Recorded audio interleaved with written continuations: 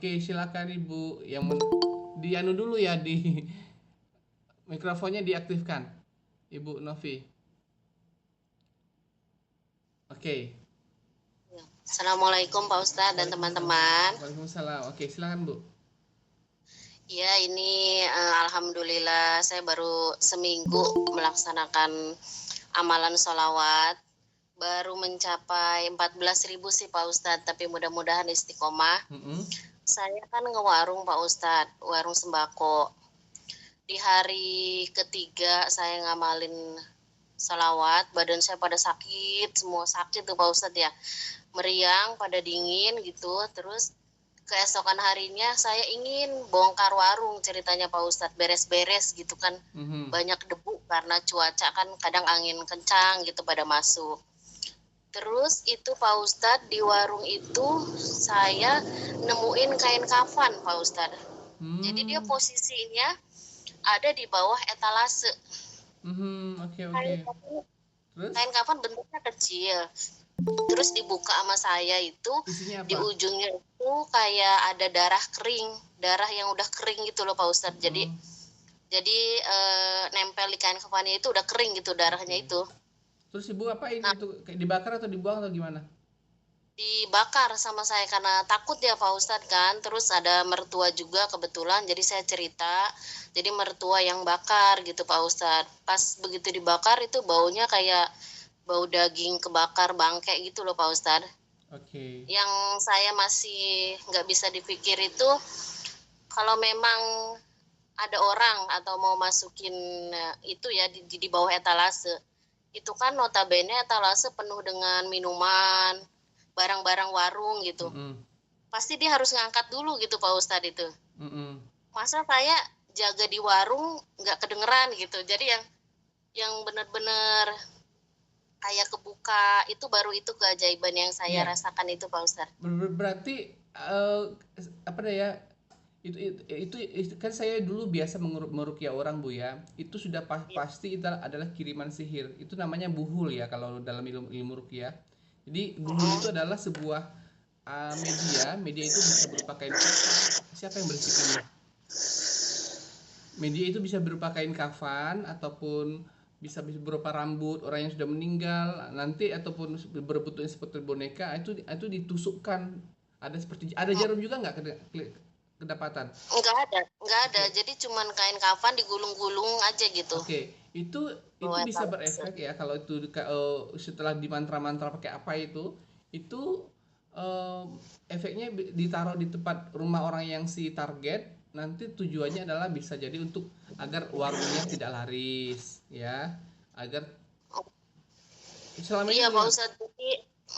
Jadi selama 2 bulan atau 3 bulan ini saya ngeluarin buat modal sembako ini hampir 200 juta lebih Pak Ustadz. Jadi nggak ada bekasnya itu uang kemana gitu Pak Ustadz itu. Jadi saya bingung, terus selawatin gini itu kayak kebuka kain kafan itu. Terus saya kayak masih ada ngeganjel perasaan Pak Ustadz. Kayaknya nggak cuma satu gitu, tapi saya masih istiqomah terus biar minta sama Allah tuh biar dibuka gitu, biar saya dikasih jalan gitu Pak Ustadz. Ibu boleh tahu salawat yang Ibu baca itu berapa banyak ya? Sampai mencapai 25.000 enggak? Hari ini baru 15 Pak Ustadz. Hari ini baru 15. Tapi ya sebelum Ibu bersalawat, Ibu pernah nggak bisa merasakan keanehan kayak untuk berobat ke ruqyah atau kemana gitu, alternatif untuk mencari itu buhul itu? Oh, belum.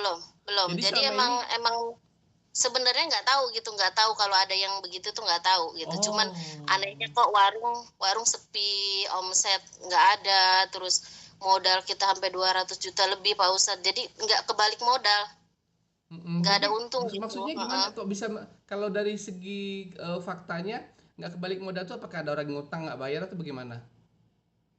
Enggak, jadi Pak Ustadz nih saya belanja misalnya sehari itu belanja beras 16 juta misalnya gitu ya Pak Ustadz ya.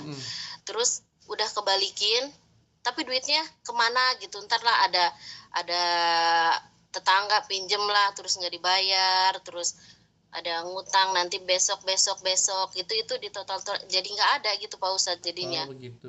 Jadi Jadi kemana-mana gitu Pak Ustadz. Terus ibu bilang tadi selama ini badan ibu suka panas. Kalau setelah buhul itu Panas dibakar, saya yakin pasti berkurang anunya sakitnya kan atau panasnya. ya. Agak ringan. Apalagi semalam ikut salawat berjamaah itu Pak Ustadz, itu pagi-pagi saya ngerasa enteng. Biasanya dari pundak leher ini sampai ke punggung itu kalau saya sholat atau itu panas panas banget itu Pak Ustadz. Oh Jadi begitu. nggak tahan gitu. Jadi selawat berjamaah itu memang ibu merasakan sesuatu hal yang anu ya, manfaat banget ya. Enak banget, enteng gitu Pak Ustadz. Paginya itu, malamnya itu tidur nyenyak gitu Pak Ustadz. Jadi kayak kayak apa ya, kayak ada yang diangkat apa, tapi saya nggak tahu apa gitu. Ibu ada Tapi enak merasa gitu. seperti yang memang Gembira. terasa ada yang terangkat gitu dari tubuh ibu gitu. Ya, betul betul. Terangkatnya Senang ketika gitu, senang kayaknya hawanya. terangkatnya ketika kapan? Ketika habis selawat atau ketika ibu tertidur atau kapan?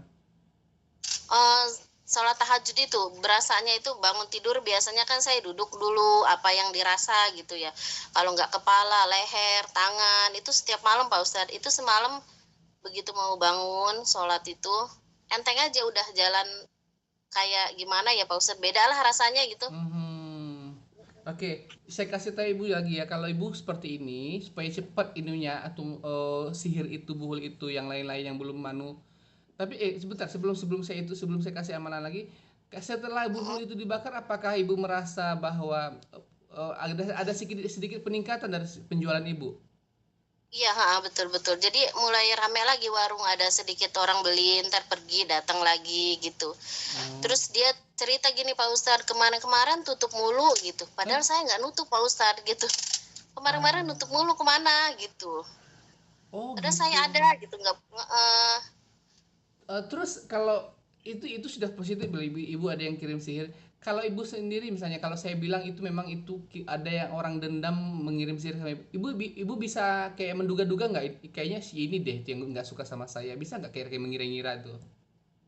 Nggak bisa Pak Ustadz, soalnya di sini takut juga saya menduga-duga ntar gimana malah jadinya. Iya. Tapi dengan keberkahan Iya. salawat itu bisa loh ibu minta, ya Allah tunjukkan siapa orang yang dendam sama saya itu, menunjukkan saja kan, bukan anu, Oh iya, Allah yang menunjukkan lewat entah cara apalah, itu kekuasaan Min- Allah itu namanya. minta dibukakan gitu ya Pak Iya, Ustadz ya, minta boleh itu. ditunjukkan ya. Iya, bisa. Dan mudah-mudahan, nah, oke, saya kasih amalan Bu ya. Ibu, di samping Ibu mengamalkan baca salawat, nanti boleh entah suami istri atau bagaimana baca surah Al-Baqarah ya. Al-Baqarah itu kalau bisa khatam dalam satu hari bagus. Iya. Tapi usahakan deh, karena cuma itu penangkal sihir yang paling dahsyat. Ada hadis Nabi, barang siapa yang membaca surah Al-Baqarah, maka setinggi apapun ilmu perdukunan tidak ada yang bisa mengalahkannya, mengirimkan sihir kepada orang beliau. Jadi ibu baca surah Al-Baqarah dari awal sampai akhir, kalau bisa khatam dalam satu hari ya. Kemudian ditambah lagi dengan baca salawat. Kemudian ketika ibu membaca surah Al-Quran tadi, Al-Baqarah tadi, ambil air satu ember lah, air mentah, air sumur, entah air apa. Ambil air satu ember, kemudian campurkan garam sekitar 3 sendok makan ke dalam air itu. Kemudian kalau ada daun bidara, ada nggak di sana? Kalau nggak ada ya udah. Ada di tetangga sih, Ya, mungkin nanti saya minta. minta sekitar, pokoknya ganjil lah, entah 9 lembar atau 11 lembar, pokoknya ganjil. 11 lembar nggak apa-apa. 11 lembar itu daun bidaranya dihaluskan ya. Jangan dihaluskan, kemudian campurkan pada air itu. Kemudian baca, setelah membaca Al-Qur'an itu di depan air itu, taruh airnya di depan, kita baca, nanti kita selesai membaca misalnya 1 juz, hembuskan gitu ya. Nah, air itu nanti disiramkan dipersih-persihkan ke toko, ke warung, dipersih-persihkan ke Iya. setiap sudut-sudut warung. Kemudian nanti dipersihkan ke halaman warung ya. Kemudian dipersih-persihkan lagi di dalam rumah, di ruang tamu, di kamar ya. Jadi airnya harus banyak. Kemudian sebagian airnya sediakan juga untuk air minum ya. Jadi ibu nanti tolong ambil air minum, entah 1 galon, entah 1 ceret, terserah ibu, sambil membaca Al-Quran juga, tapi dihembuskan pada air itu. Tapi nggak usah campur garam ya.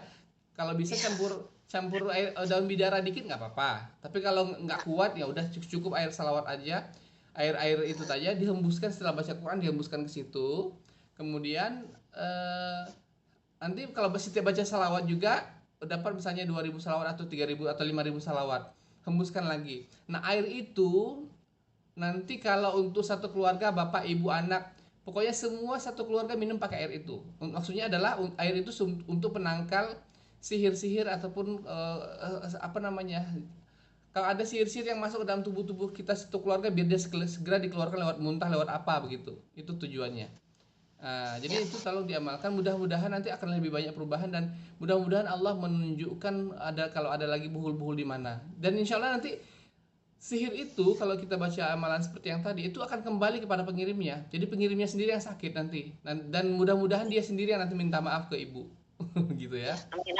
Iya, iya Pak Ustadz. Oke. Ya. Terima Ada kasih Pak Ustadz. ya, Ya, silakan nanti saya sudah. tunggu kabarnya ya, seandainya nanti ibu 2 hari atau 3 hari kemudian ibu sudah coba, lalu kalau misalnya ada perasaan lebih enak atau sudah sembuh atau bagaimana, saya nanti japri aja saya, Pak Ustadz begini kemarin ya, nanti saya tunggu kabarnya ya. Iya, iya Pak Ustadz ya. Oke. Terima kasih Pak Ustadz. Iya, oke, saya tunggu ya amal anunya. Ya, Silakan diamalkan. Oke, yang lain lagi Assalamualaikum. ada? Silakan tunjuk tangan.